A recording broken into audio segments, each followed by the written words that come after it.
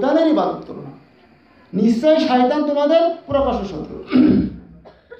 আল্লাহ রাব্বুল আলামিন সূরা আম্বিয়া 10 নম্বর আয়াতে কারিমার ভিতরে বলে দিচ্ছেন, আমি তোমাদের ভিতরে এমন একটি কিতাব নাযিল করে দিয়েছি যার ভিতরে তোমাদের জন্য উপদেশ আছে।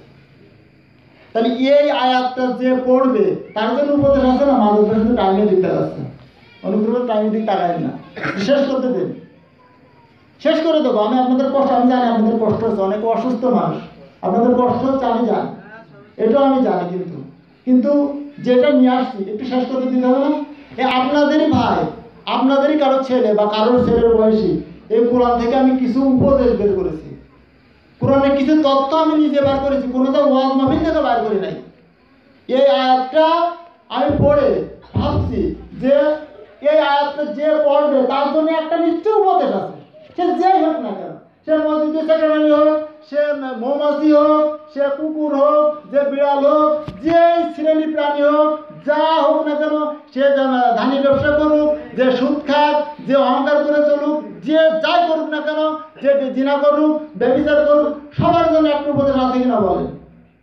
সবার জন্য উপদেশ আছে। আমি কয়েকটা উদাহরণ দেবো, আমাকে সবগুলো দেবো না, শুধু মৌমাছিকে দিয়ে উদাহরণ দেবো, কারণ মৌমাছিকে দিয়ে ওই না জেনেছে সূরা নাহলের ভিতরে। মৌমাছিকে আল্লাহ বলে দিয়েছেন, দুনিয়াতে তুমি যতদিন থাকবে ততদিন তুমি 3টে আদেশ মেনে চলবে। একটা হলো পর্বত গৃহে, পাহাড়ের চূড়ায় মানুষ যে ঘর বাঁধে, উঁচু চালের পরে তুমি বাসা বাঁধবে। কি জন্য বাসা বাঁধবে? এই মধুর ভিতরে আমি সেবা দান করে দিয়েছি, আর এই সেবা যদি নিচে থাকে, এই সেবা যদি নিচে থাকে তাহলে কি হবে? অপবিত্র হয়ে যাবে, এই মধু অপবিত্র হয়ে যাবে, অপবিত্র হয়ে যাবে। একজনে খেয়াল করে দেখবেন মৌমাছি কিন্তু এই আদেশটা পালন করছে কিনা বলেন।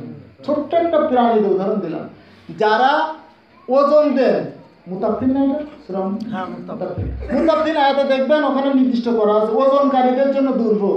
তাহলে যারা ওজনে কম বেশ করে, আজকে চাচা এটা হয়েছিল, তাহলে যারা ওজনে কম বেশ করেন তাদের জন্য উপদেশ আছে কিনা দেখেন আপনি। যারা অপরাধী তাদের জন্য কিন্তু যারা জান্নাতে যেতে চান, সেটা ফাজারুল লাস্টি কি আছে জানি,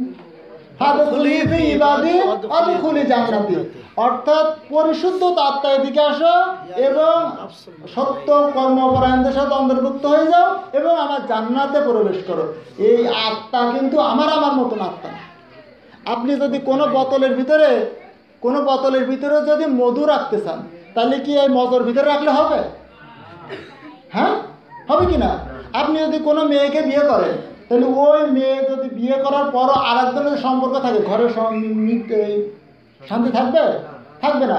তাহলে আপনাকে আগে নির্দিষ্ট করতে হবে আপনি কোরআনকে মানবেন না অন্য কিছুকে মানবেন। আমি কয়েকটা উদাহরণ, বেশি উদাহরণ দিতে গেলে সময় দিয়ে করা হবে না।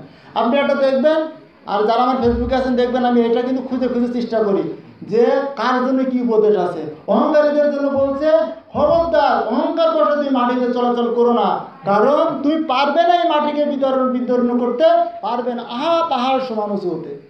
তাহলে যারা বুকের শার্ট খুলে মাটির প্রতি এমনভাবে হাঁটে যেন বাপের রাস্তা পেয়েছে, মাইন্ড করেন না আপনারা?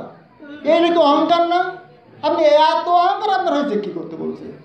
আল্লাহ বলছে সূরা কাহাফ 8 নম্বর আয়াতে, আমি দুনিয়ার সব কিছুকে উদ্ভিদচ্ছিন্ন মাটিতে পরিণত করে দিই। কি এত অহংকার আছে আপনার? যুব সমাজগুলি অহংকারটা বেশি করে। শার্ট একটা কিনেছে মানে মাটিতে হাঁটতেছে, কোথা থেকে হাঁটতেছে মনে টেরই পাচ্ছে না। এই অহংকার করার দরকার না, কোনো অহংকার নাই। নবী করিম সাল্লাল্লাহু আলাইহি ওয়াসাল্লাম বলেছেন, যার ভিতরে অহংকারের জন্য থাকবে তার ভিতরে জান্নাত হারাম করা হবে। তা কোরআনের উপদেশগুলো কিসের জন্য দিয়েছেন? যাতে মানুষ সঠিক পথে চলে, মানুষ যাতে নির্দিষ্ট পথে চলে। নবী করিম সাল্লাল্লাহু আলাইহি ওয়াসাল্লাম বলছেন, আমি তোমাদের জন্য যে কোরআন নিয়ে এসেছিলাম, তোমাদের জন্য যে সুন্নাত নিয়ে এসেছিলাম, তার বাইরে যারা চলছো তারা একটু অপরাধীর কাতারে নির্ধারিত হয়ে গেলে। আপনি সমাজের সব মানবেন কিন্তু বিয়ের ইসলাম মানবেন, এটা হবে? আপনি সমাজের সব মানবেন কিন্তু আপনার মেয়ের জন্য যে বিধান আছে এটা মানবেন না, এটা হবে? আপনি সমাজের সব মানবেন কিন্তু স্ত্রীকে পর্দা রাখতে হবে, এটা মানবেন না, এটা হবে? প্রত্যেকটার জায়গায় নবী করিম সাল্লাল্লাহু আলাইহি ওয়াসাল্লাম দেখিয়ে দিয়ে গেছে যে কিভাবে দুনিয়াতে পথ চলতে হবে।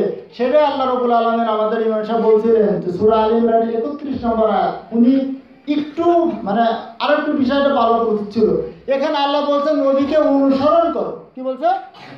অনুসরণ মানে কিন্তু এটা না যে ভালোবাসা, ভালোবাসার জিনিস আর অনুসরণের ভিতরে একটু পার্থক্য আছে।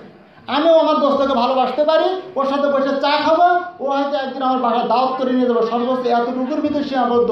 ও কি করে, কি খায়, ওর সাথে কীভাবে সম্পর্ক করছে, কি করছে না করছে, এটা আমি দেখবো নাকি? কিন্তু আল্লাহ রাব্বুল আলামিন বলছেন, আমি প্রত্যেকটা কওমের ভিতরে একজন করে নবী এবং রাসূল প্রেরণ করে দিছি, কোরআন দিয়ে দিছি। শুধু এজন্য নয়, আমি তাদেরকে একজন মানুষ দ্বারা, একজন নবী দ্বারা আমি মানুষকে বুঝিয়ে দিয়েছি কীভাবে আমার এই বিধানকে মানতে হবে। ইনস্ট্রাকশন একটা বডি, এবং এটা কি বলে ফ্যাকচার না কি বলে, যাও একটা স্যাম্পল দিয়ে দিচ্ছেন যে এই মোতাবেক করো। আমি মাঝে একটা এতে ছিলাম, এতে ছিলাম আপনাদের দোয়ায়, আমি দুটো বিষয় নিয়ে ছিলাম যে কীভাবে নামাজকে সহি করা যায়, এবং কিভাবে দুনিয়ার বুকে অনেকে বলে যে আমি নামাজ না পড়লে কী হবে, ইমান ঠিক আছে। এই মানুষ এখানে কিন্তু অধিকাংশ মানুষ নামাজ না পড়লে কী হবে, ইমান ঠিক আছে, আছে কি না? এরকম মানুষ আছে না? তাহলে ইমান, নামাজ না পড়লে ইমান ঠিক আছে, এটা কি সঠিক? তাহলে নবী করিম সাল্লাল্লাহু আলাইহি সাল্লাম এই দুনিয়াতে আসার পরে 4টি কাজ করেছেন। কয়টি কাজ করেছেন? তাহলে নবীকে যদি সঠিকভাবে অনুসরণ করতে হয়, এই 4টি কাজ আমাদেরকে করতে হবে। সূরা আলে ইমরানের 164 নম্বর আয়াত, সূরা বাকারার 151 নম্বর আয়াত, সূরা জুমার 2 নম্বর আয়াতে আল্লাহ বলে দিয়েছেন নবীজি দুনিয়াতে কি করেছেন। 1 নম্বর হলো নবী করিম সাল্লাল্লাহু আলাইহি সাল্লাম কোরআনের আয়াত দিয়ে মানুষকে বুঝিয়েছেন। 2 নম্বর হলো নবী করিম সাল্লাল্লাহু আলাইহি সাল্লাম কোরআন দিয়ে মানুষকে পবিত্র করেছেন। 3 নম্বর হলো নবী করিম সাল্লাল্লাহু আলাইহি সাল্লাম দুনিয়াতে কিতাবের শিক্ষা ব্যবস্থা চালু করেছেন। 4 নম্বর নবী করিম সাল্লাল্লাহু আলাইহি সাল্লাম এমন কোন বিষয় মানুষকে জানিয়েছেন যা মানুষ জানতো না। এই 4টি কাজ নবী করিম সাল্লাল্লাহু আলাইহি সাল্লাম দুনিয়াতে করে গেছেন।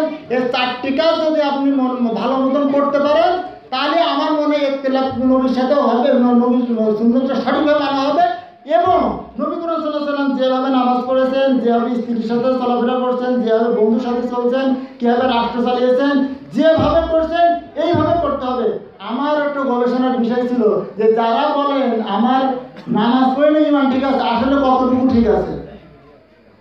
সূরা কাহাফ 103 নম্বর এবং 104 নম্বর আয়াতে ক্লিয়ার করে দিয়েছেন।